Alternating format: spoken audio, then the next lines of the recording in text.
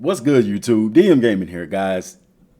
EA Sports, with their player rankings, offensive, defensive, and overall, has caused quite a stir. And guys, I was originally going to do the top 25 offenses, go through them, top 25 defenses, go through those. And I still have that planned. But as I'm sitting on my couch, scrolling through Twitter, or X as it's now called, scrolling through social media, all I'm seeing is people upset over this ranking, over that ranking, completely ignoring the fine print that says this is gonna change, basically.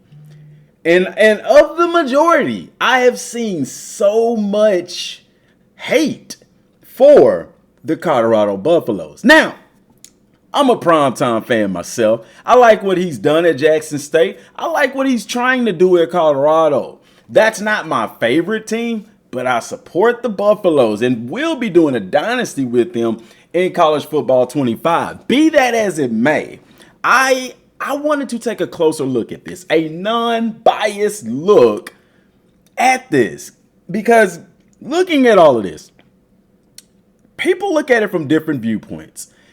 When I look at certain things, I look at things through the eyes of a former player. I look at it through the eyes of a football coach. Because, and then I also look at it from the eyes of a fan. There's three different ways to look at it. And I'm able to look at it through all three lenses because I've played college football. I coach football at the high school level. You can sit there and say, well, it's not coaching at the collegiate level, but there are some differences, but it's not that much different.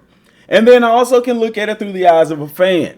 All right. So what are my thoughts initially with Colorado? Because ESPN, not ESPN, I'm sorry, EA Sports rated them the number 8 overall offense with an 89 overall. Okay. And they gave them the number 20 ranked defense with an 87 overall, compiling to the number 16th overall ranked team or power ranked team. I don't know if that's their official rankings or their power rankings. Number 16 with an 87 overall. Guys, I don't really think that people quite understand things from a football perspective. Like, I hear people say certain things and I'm like, they kind of show that they really don't understand football. So let's dig into Colorado and see, are they worthy? I'm going to present the information to you. I'm going to give you my input and I'm going to ask you for yours and leave it up to you to decide, guys. So if you're new to the channel or if you haven't already subscribed to the channel, bruh, click that subscribe button, man. Turn on that bell icon so you don't miss a single upload that we do, guys. It's huge to me. And if everybody who watches this video subscribes, we can hit 100K subscribers and get that silver play button. Big things are coming. And you're going to say, DM, what does this have to do with college football 25? Because, guys, that's where all of this is coming from. This is all based on the game. All right. I want to start by looking at their schedule from last year. OK, actually, let's back up a year. Let us back up to the 2022 season. Actually, it ain't even much. It ain't much going on right there. 2022. Let's look back at some of those. We know Colorado only won one game before Coach Prime came. Okay. They started out against TCU. TCU was ranked number 2 in the land. Okay. This is the same year that they ended up in the college football playoff and got blew out of the water by Michigan, who then lost themselves. But they lost 38-13. Okay. Then they lost big time to Air Force, 41-10, unimaginable losses here. Minnesota, 49-7. UCLA, 45-17, the number 21 ranked Bruins. Arizona, 43-20. At this point, this is the most points that Colorado has scored in the 2022 season. And they get their very first win against Cal, but still only putting up 20 points. Lost to Oregon State 42-9. Lost to Arizona State 42-34. At this point in time was the most points that they have scored all season. Before facing off against Oregon, losing 49-10. Okay, then they lost 55-17 against a USC squad. Okay, and then Washington 54-7, and then getting throttled in their last game against Utah 63-21. All right, blowouts. The most points they scored that year were 34 points. Enter Coach Prime, enter Shedeur Sanders, enter Travis Hunter, enter the Prime era at Colorado. Having only won one game to Cal, they opened up the season with a 45-42 victory against TCU. And TCU didn't end up having a good year. But guys, here's one thing y'all have to understand from a college football, from a football standpoint, period. I don't care what team you are. A big loss can derail your entire freaking season. I went in person to watch TCU play my precious Texas Longhorns, and while the Longhorns were up in that game, TCU dang near mounted a comeback and came back and won that game. But Texas held strong and they won. They lost their primetime running back and still continued dominance through college football all the way to the college football playoffs. Texas is a very good team, and people don't quite understand. Yeah, TCU didn't have the best season, but there's so many factors that goes into that. Needless to say, they opened up with a 45. They put up more points in their first game in 2023 than they scored all year last year in the 2022 season, or year before. Sorry. All right. Then Colorado once again beats a very good, I would say a decent Nebraska Cornhuskers team, 36-14. Okay, now mind you this, Nebraska's going to be good this year. Matt Rule is a phenomenal coach, and I expect him to do big things this year. Let's keep going. Now they face off against Colorado State, 43-35. They are 3-0 and rolling on a high. Enters the Oregon Ducks. And they thrashed Colorado. Colorado's offense couldn't get anything done, losing 42-6. Okay? You're going to say, oh my gosh, Colorado is terrible. Guys, look at the rest of the scores. USC 48-41. That's a 7-point game. That's a one-possession game. Arizona State 27-24. They beat Arizona State. They beat them. Okay? Stanford 46-43. Now, Colorado was up early in that game. Stanford ended up coming back, taking that game in overtime, yet and still Colorado only lost by 3 freaking points. UCLA 28-16. Another one-score possession right there. I mean, a very close game right there. I'll say 2 possession. Still a close game. You get what I'm saying? Oregon State 26-19. Again, another very close game. No blowouts here. Arizona 34-31. And Arizona's a pretty decent ball club, guys. Lost by 3 points in that. Now, Washington State game, they took a beating. 56-14. We'll say what it is. But against an extremely good Utah team, 23-17. Close game. Very close games. What I'm saying is, yeah, they lost a bunch of those games, but Colorado, by losing a lot of those games by one possession or less, like literally, guys, those games could have went either way. And you're looking at a completely different scenario, possibly a 10-2 season. The thing about that is this, okay? You have to consider, all right, that judging how they went the year before, okay, and how they went this year, this past season, I mean, how can you look at that and say that this is not a better team in his first year? You know what I'm saying? Yeah, they only won 4 games, but look at it through the eyes of a football player and a football coach. You're looking at those games and saying, we should have won that one. Okay? They should have won. They should have won that one. They should have won that one. They should have won that one. Yeah. Count Washington State as a loss. Yeah, count Oregon as a loss because those were complete blowouts. But the rest of those games are all games that you look back and say, that could have been a win. That wasn't a decisive victory for the other school. Okay? Being real. Put all your Colorado hate aside and be real with yourselves on a football level. Okay? Now, let's look at the schedule for this year because Colorado is facing some challenges right out the gate with North Dakota State. I don't care that they're FCS. They're still Division I, and North Dakota State they are a serious. I don't know personally why they haven't made the move to FBS or FBS, the big time. You know what I'm saying? I don't know. But if there's any team that I feel that could play a Power 4 school and take them down, it would definitely be a North Dakota State. These guys are awesome at what they do at football. And if you think for a second that Colorado is just going to roll into that game and just blow them out the water, I don't care if they was freaking playing the University of Texas.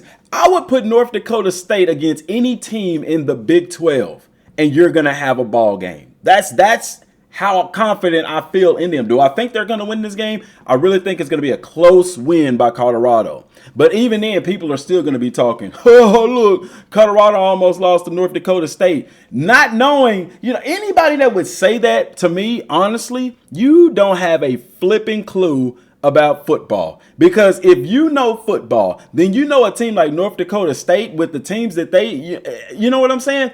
You could put them right now in the Big 12 and they would compete. That's how good they are.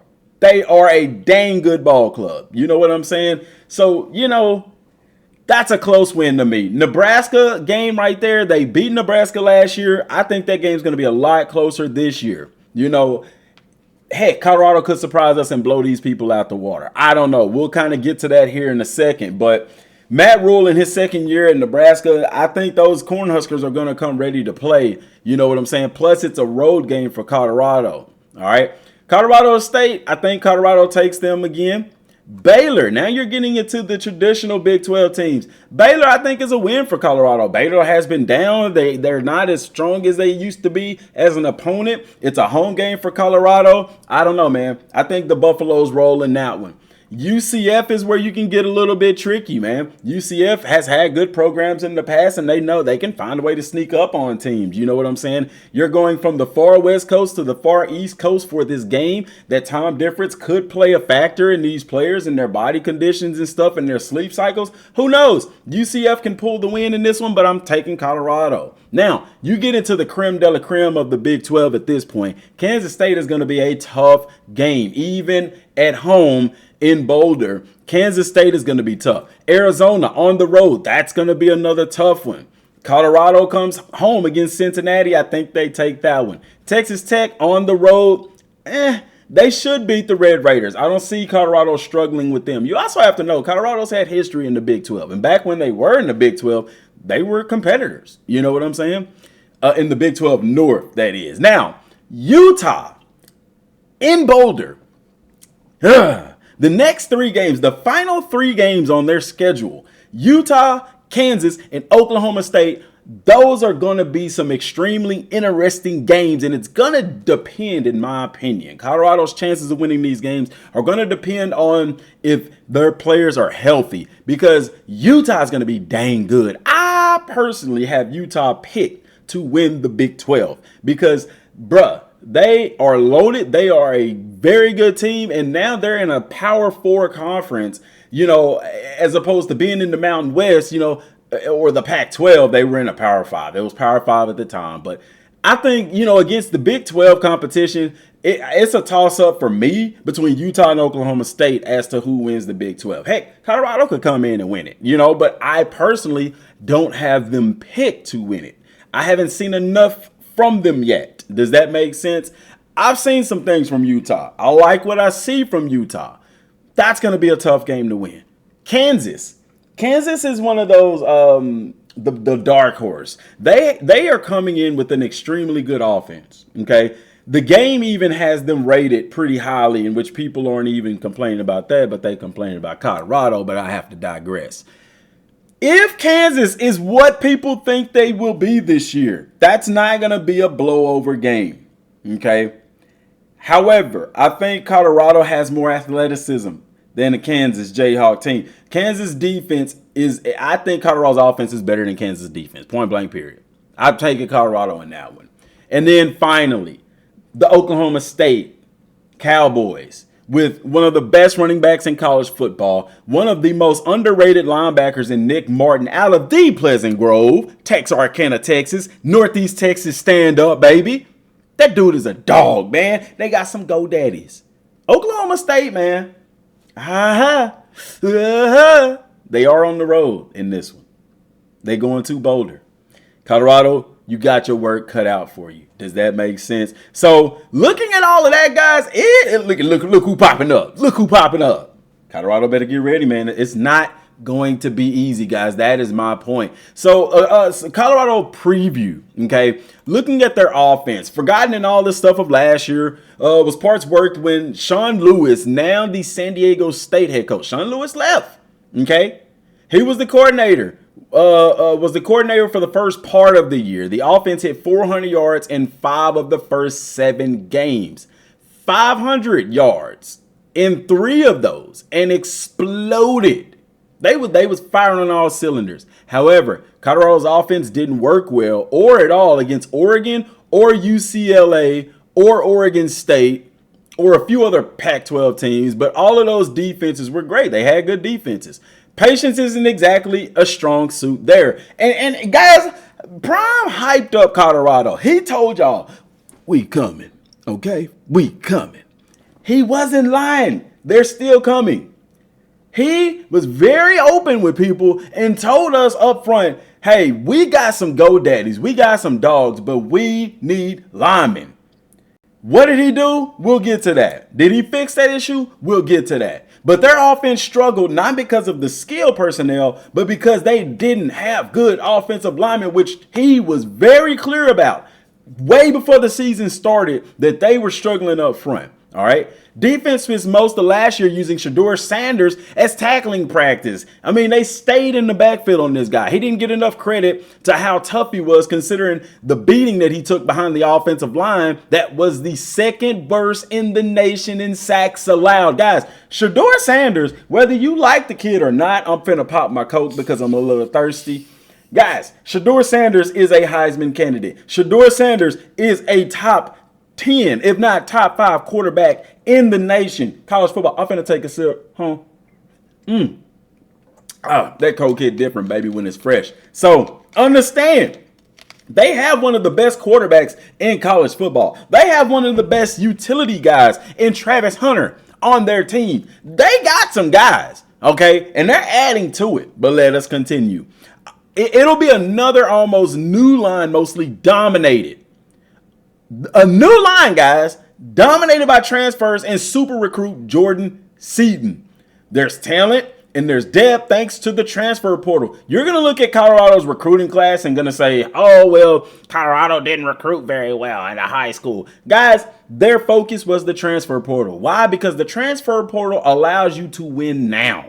Okay, as opposed to developing a freshman who hasn't pissed a lick in college football. You know what I'm saying? They signed some 3 stars, a lot of 3 stars. They signed some 4 stars. They signed 1 5-star. Okay, people are going to crap on that because they had, I think, the 88th ranked recruiting class or the 102nd ranked recruiting class in the nation. They didn't have a very good recruiting class, but then when you look at what they did in the transfer portal, they were ranked very highly. I think 2nd in the nation in the transfer portal. Some notable transfers at that. You have to understand that, guys. Even when you play college football 25, you are going to figure that out for yourself. Some of y'all going to be like, oh, dang, shoot. Now I see how some of these coaches be kind of struggling. I didn't have a very good recruiting class, but I killed it in the transfer portal. Very similar to how in the NFL, you can have a very crappy draft class, but you can kill it in free agency and vice versa. You know what I'm saying? But where do you want to focus your money? Do you want to focus your money on signing these draft recruits, or do you want to focus your money on free agency? You can't really get the best of both worlds. It's the same way in college with recruiting and transfer portal. Your time is limited. You're going to see that in the video game yourself. You are going to have to make a choice. Do I want to attack the transfer portal, or do I want to attack recruiting? And here's the deal. You may have a great recruiting class, but those guys coming in, the game rates a 5-star as what, a 78, a 79 overall, 75 and above. Okay, they're not going to be coming in at 85s and 80 overalls and 90 overalls. You can get that out of the transfer portal. You see what I'm saying? So understand, while Colorado didn't have the best recruiting class, they killed it in the transfer portal. All right. So yeah, But the new line, mostly dominated by transfers and super recruit Jordan Seaton. There's talent and depth thanks to the portal, but it all has to get fast and do more for the group, for the ground game, I'm sorry, that didn't net 100 yards in any game but 2. They struggled on the ground, guys, because of the line. And don't get me started. Leading rusher Dylan Edwards is off to Kansas State, so they're going to face him. That defense, they're going to be geared up for that Kansas State game. Dylan Edwards is going to do well at Kansas State. He's going to do better at Kansas State than he did at Colorado, and the reason why is because Kansas State has a better offensive line. Now, will they have a better offensive line this year? I don't know, but when you compare last year to this year, you'll see that. Dylan Edwards, in my opinion, he probably should have waited another year. He is a talented back, and if they get good offensive linemen, you know what I'm saying? He can make plays. And Anthony Hankerson is an Oregon State Beaver. He went to Oregon State. He left. Deuces. We ain't crying over that. But Ohio State transfer, Dallin Hayden, will get every shot to carry the load. And people are crapping on this kid. Oh, he's a backup at Ohio State. He's not even a premier back, yada, yada, yada, yada. Need I remind y'all that a guy by the name of Joe Burrow was a third-string quarterback at the Ohio State University and decided to transfer out to a school named LSU and won a freaking national title and became a first-round draft pick and almost a Super Bowl champion? That same Joe Burrow? Guys, y'all have got to be kidding me when y'all say some of the stuff that y'all say. Just because somebody is a third string don't mean that they're not good. There are so many factors that determines where a player goes and where he's at on the depth chart. Sometimes these coaches will recruit guys just to steal them from other teams just so the other teams don't get him. That's why the transfer portal is so prominent now. You understand what I'm saying? Interesting fact, there are more 3-star athletes in the NFL than 5 stars. Yeah, there's only about 30 to 35 5-stars every year in recruiting. There's probably 1,000 to 1,500 4-stars. The rest of them are 3 stars, 2 stars, and 1 stars. And by that sheer number, yeah, you're going to have more of them that make it to the NFL. But there's a lot of 5-star guys that don't make it to the NFL. All right, keep that in mind. Shedeur Sanders has a #1 overall draft pick talent. He does. Whether you like it or not, the kid is talented, and this year showed one thing. He is tough as nails. I would say tough as Ford, but some people don't have a good reputation with Ford vehicles. The kid is tough. You got to give him that. Brilliant. He threw for 3,230 yards and 27 touchdowns with, get this, guys, just 3 interceptions behind that terrible offensive line. Imagine what that kid will do with a great offensive line. All-around star Travis Hunter will once again see time on both sides of the ball, and Jimmy Horn, the speed demon from USF, is back after working mostly as a mid-range target. Those two are going to rise up because they lost really their best receiver. Coming in is Will Shepherd from Vanderbilt to take over the outside, and Ohio State backup Sam Hart will take over at tight end. Now, looking at their offensive production, okay, I want to take y'all here. Where do I want to go here? Let's look here real fast.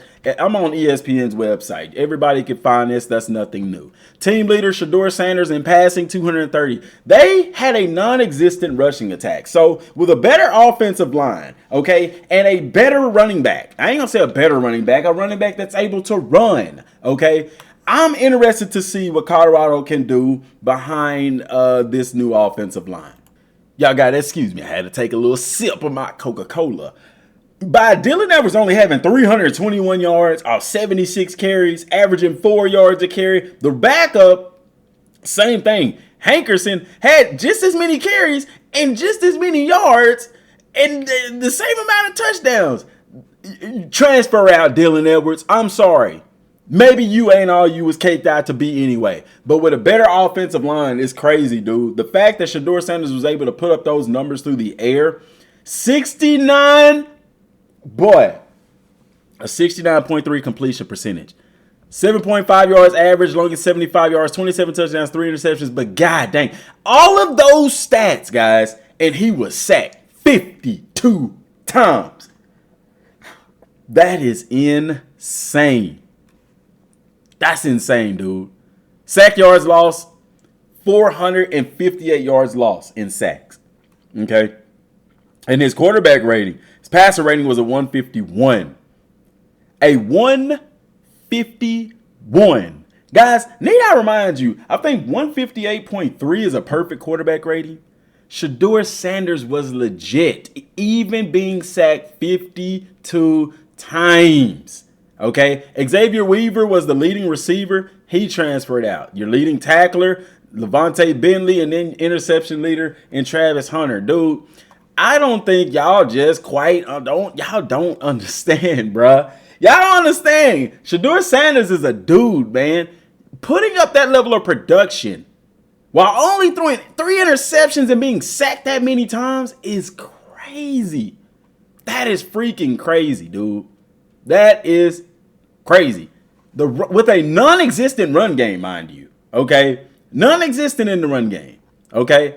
Receiving wise, Travis Hunter was the second leading receiver. He's coming back. Jimmy Horn was the third leading receiver. He's coming back. They also are bringing in some receivers from the transfer portal. The receiving game is going to be there. The big key for Colorado is, can they get the run game going? If they can get the run game going, they will be okay. All right. Looking at some cumulative stats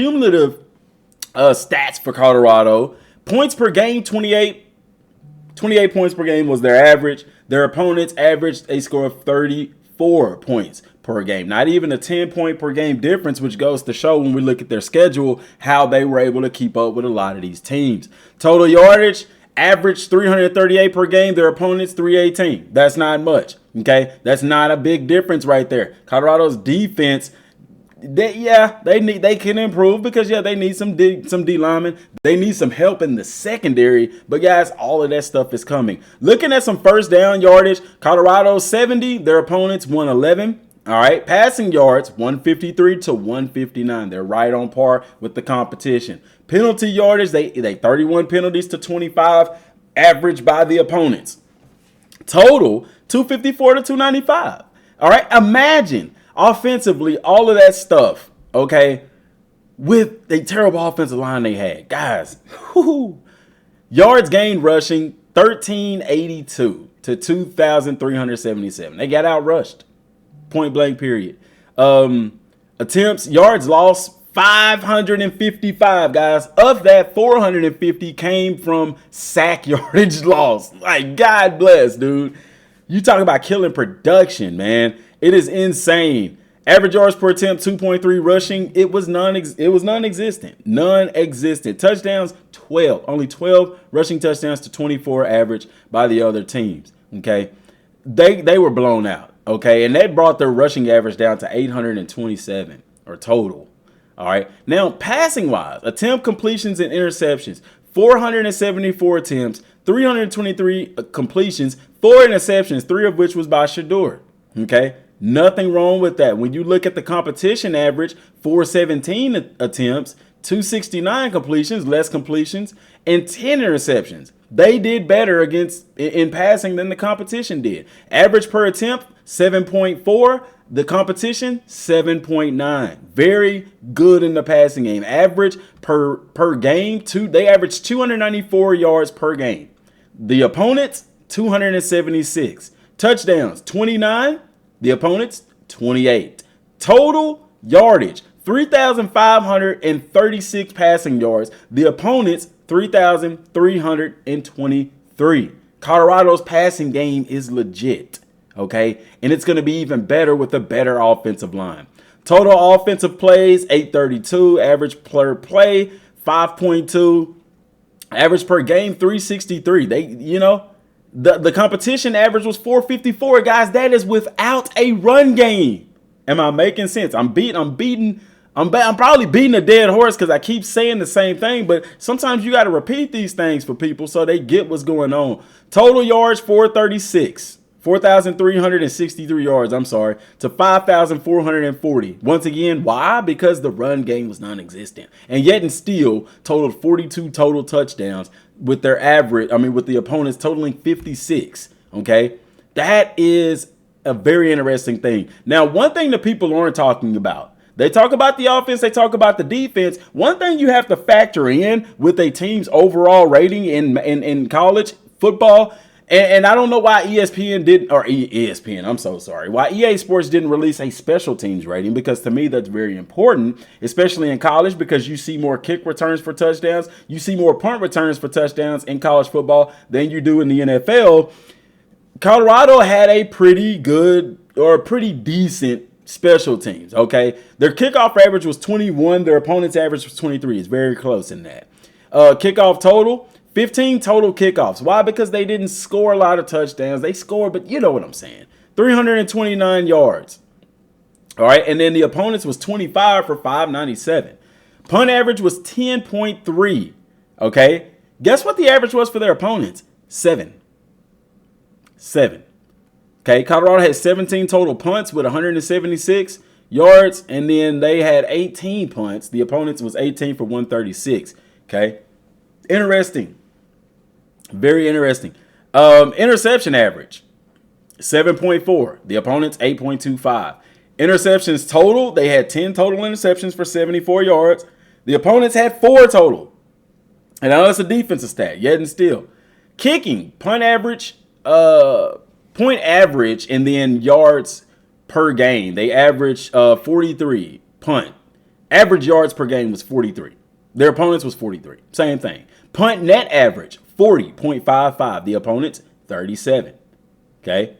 Punt total yards. They had 67 total punts for 2,913 yards. The opponents had 47 total punts with 2,048 yards. So they punted a lot more. And yeah, because the offensive line was terrible. Field goal, good in attempts. They had 14 good in 19 attempts. The opponent was 10 to 17. Okay, very close ratio on that.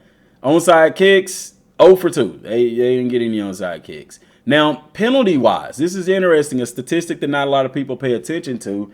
Average per game in yards, they averaged 71 per game. That was an average, okay? Not to say that they got that every game, but when you add up the total for the season and average it out, that's what it was, okay? The opponents was 73, so they actually were higher. Total penalty yards, or total, and then the yards, they totaled 107 penalties for 854 yards. And when you got a bad offensive line and stuff like that, you're going to get a lot of penalties, false starts and all this and that. I can't remember what game it was, but it was penalty flags left and right. It was like, God bless. The opponents, 93, okay, for 883 yards. Now, listen to this. Time of possession, all right? Time of possession, the average per game for Colorado was 27 minutes. The average for their opponents was 32. And then the total was 5 hours, 30 minutes. And then the total for the opponents, 6 hours, 25 minutes. The opponents had the ball longer. Their opponents had the ball more. And largely in part because Colorado couldn't move the ball on offense hardly. And then miscellaneous statistics, third down conversions, 68 for 176. It was they had a 38.64% third down conversion rate compared to their opponents with a 46.11. And then fourth down conversion, they were on the positive end with a 66.67% as their opponents was 62.50. They had 12 fumbles. They lost 7. Their opponents had 19 fumbles and lost 10. And then they had 28 sacks for a total of 152 yards lost. Their opponents had 56 sacks with a total of 492 yards lost because they got a bunch of sacks against Colorado. Okay, point after attempt, 36 for 37. They only missed one. Their opponents was the same. In the red zone, attempts and scores, 37 attempts, 38 scores. Or I'm sorry. They was 37 for 38 in the red zone. Their opponents was 42 for 54. And in red zone touchdowns, 28 for 38 on touchdowns. So they did get them field goals when they got in the red zone, but you're missing 10 touchdowns there. That's very important. Okay, that's 70 points. That's a bunch of games that could have been won were lost in the red zone for Colorado. Compared to their opponents, surprisingly, was 35 to 54. So understand that. Now, understanding all of that, what does Colorado have coming in? We know they got Travis Hunter. We know that McLean left. We know that they have Joe Horn coming back a receiver, and they got Shedeur Sanders. Now, for the transfer, okay, scholarship players added. Yakiri Walker, center out of Connecticut. Okay. Tyler Johnson, probably their most touted transfer portal guy, the guard out of Houston. Very good athlete, very good man. That's a big addition to them. They attack their needs in this transfer portal. Justin Mayers, the guard out of UTEP. Khalil Benson, tackle out of Indiana. All right. And then Terrell Timmons, the wide receiver out of NC State. So right there, they got a center, 2 guards, and a tackle. And now, yeah, they came from G5 schools, but that doesn't mean they're not talented. Doesn't mean they can't play. You get what I'm saying? It makes sense for them to get those linemen out of the transfer portal, guys that have already been proven in college, as opposed to getting some guys out of high school, which they did get a guy out of high school, but I have to digress. Regardless, they opened up picking up those linemen. Now, they did get Chamon Maytayer out of Cincinnati, but he ended up decommitting out of the transfer portal. But anyways, receiver-wise, they got Will Shepherd from Vanderbilt, an SEC wide receiver. Okay, very talented wide receiver. He wasn't the best. He was ranked in the top 12 or top 15 in the SEC as far as yards and stuff like that, or receptions. That's what it was. He had over 100 receptions out of Vanderbilt. Or maybe, no, I think that was a receiver from Florida International.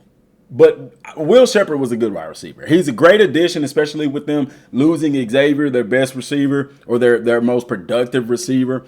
That's going to be interesting. They got quarterback Destin Wade out of Kentucky. They also got Keaton Wade, outside linebacker from Kentucky. That's 3 SEC players that are going to the Big 12, okay? Preston Hodge, the defensive back out of Liberty. Very good addition right there. Another SEC guy, defensive end Quincy Wiggins from LSU. I'm sorry, dude, but when you bring some guys from the SEC, to me, that's you bringing some talent, because that is the creme de la creme of college football. Okay, they got Cordell Russell, wide receiver out of TCU. All right, Walter Taylor, quarterback out of Vanderbilt. And Quinn Barnes, defensive tackle from Alabama. Yes, sir. They are bringing in some guys, man. They got the nose tackle from Houston, Chindozi Nwanko. I'm sorry, I'm butchering the heck out of that name. Samuel Okunloa, the defensive end out of Pittsburgh, and Philip Houston, the offensive lineman out of Florida International. DJ McKinney, cornerback, Oklahoma State. LeJontay Wester, receiver, Florida Atlantic. He led, I think he was second in the NCAA, if I'm not mistaken, in receptions. He had over 100 receptions. So this is a guy that can catch a football. Torian Carter, defensive lineman out of Arkansas. Webb Walker, outside linebacker, out of New Mexico State. Jalen Wester, linebacker, Florida Atlantic. Herman Smith III, defensive back, Idaho State, who was also a Jackson State transfer. So, you know, there's some familiarity there. BJ Green, defensive lineman, Arizona State. Sam Hart, tight end, out of the Ohio State University. Ryan Buell, DL, defensive lineman out of Ohio. Dayan Hayes, defensive lineman, Pittsburgh. Peyton Kirkland, offensive lineman from the University of Texas. Longhorns, baby. Dallin Hayden, the running back from Ohio State. Ashton Amos did commit. He's from Miami, Ohio, but he actually decommitted. That's fine. Wyatt Hummel, offensive lineman, Villanova. Nakai Hill Green, linebacker from Charlotte. Colton Hood, cornerback from Auburn, another SEC. Zach Owens, offensive lineman from Clemson. RJ Johnson, defensive back, Arkansas. Ethan Boyd, O-line, Michigan State. Tarif Thomas, defensive lineman, Louisville. Ivan Yates, cornerback from Furman. Johnny Chaney Jr., linebacker, Florida A&M. Savion Riley, safety from Miami. That's a good pickup for them. Okay.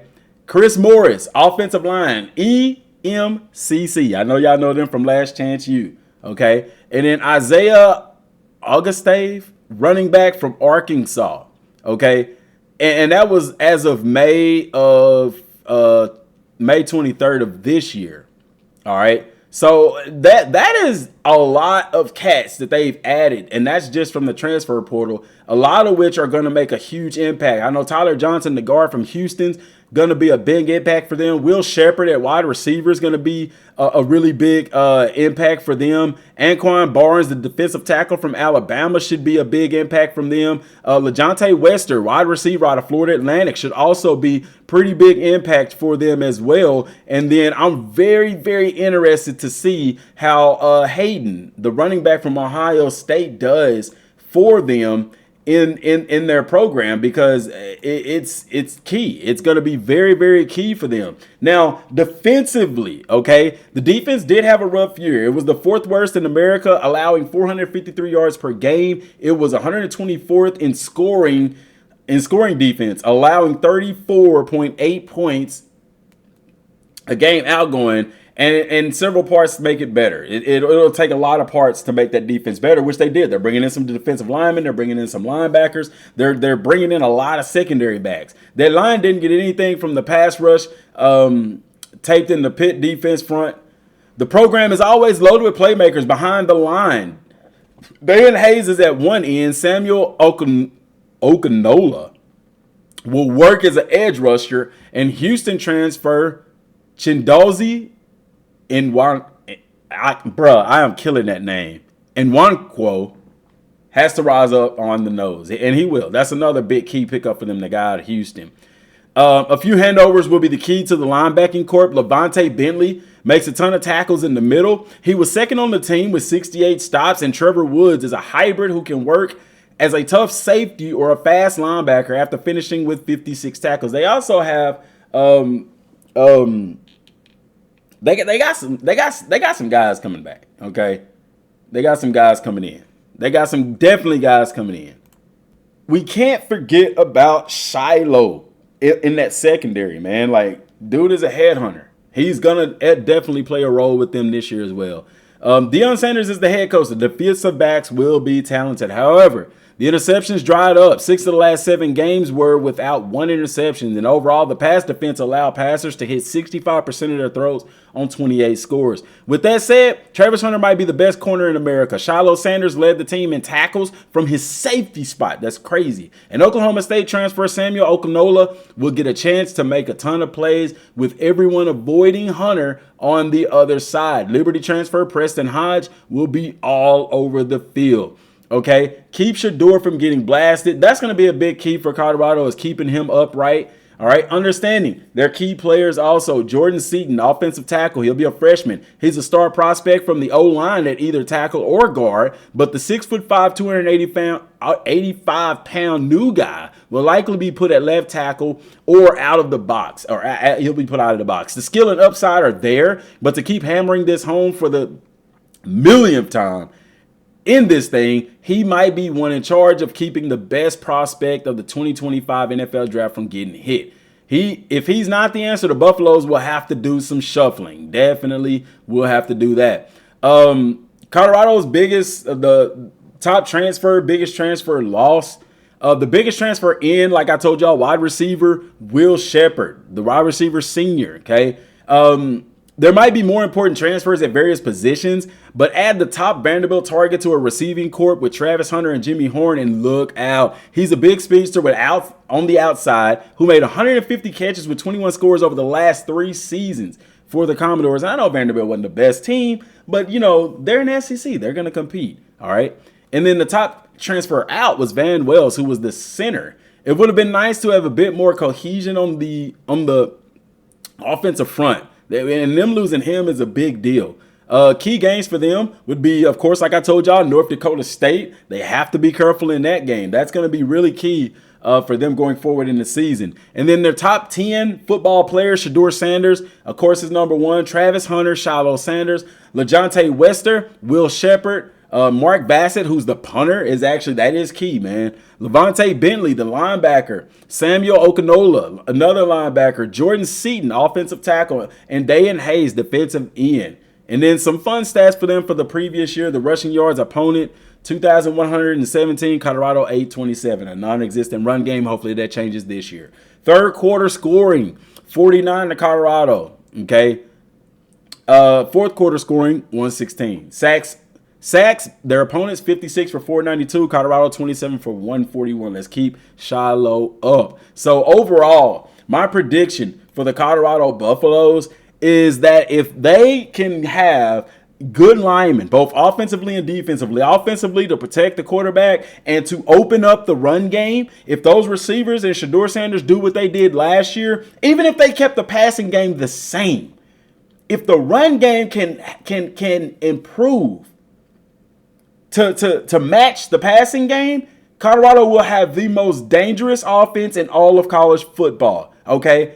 Now, defensively, if they can get a good defensive lineman, good defense up front that can create pressure, then it will allow their talented linebackers and talented secondary guys to be able to make plays. The reason why the secondary didn't do too well this year is because the opposite quarterbacks have all day to freaking throw. I don't care how good a cornerback you is, you can only cover for so long. And that's key, guys. I don't care what you say. So let me know what y'all think down in the comment section down below. Do you think that Colorado, based off the information given, is worthy of the number 8 overall offense in 89 and then number 20 overall rating defense at 87? If you had to ask me personally, because guys, you have to understand this isn't based off of last year. It is in a way, but it's also based off of what they're losing and what they're bringing in. What they're bringing in offensively with the running back from Ohio State and Will Shepherd at wide receiver, returning Travis Hunter, returning Joe Horn, returning Shedeur Sanders. I think absolutely, because those players are rated so high, that's what's giving them a high overall rating.